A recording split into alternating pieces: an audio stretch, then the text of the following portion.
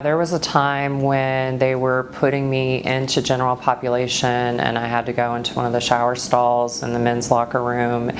and was told that I had to change out in front of two corrections officers, male corrections officers, and I didn't want to do it. Again, I felt like I was being violated and I didn't want to stand there and be inspected by male officers, and I repeatedly requested a female officer, and they found it humorous and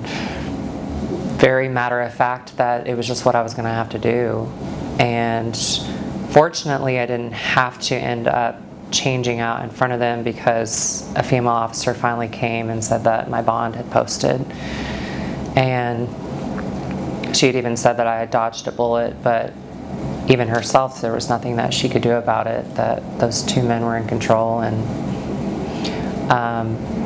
there are other times where I was naked and wasn't allowed clothing, and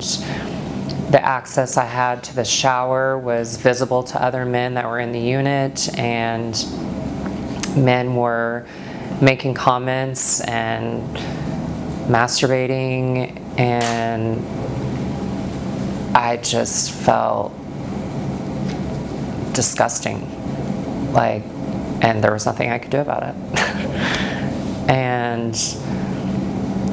other times where they got upset with some of my behavior, my reaction to how I was being housed, and I was strapped to a chair completely naked and on display for other male inmates to say and do inappropriate things, and it was just a repeated occurrence with every time I encountered new inmates or new corrections officers. It was more humiliation, more violations of my privacy, and just feeling like I was being victimized over and over again. I would like to see it stop happening to girls. I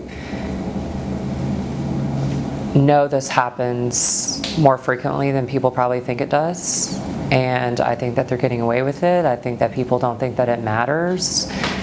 and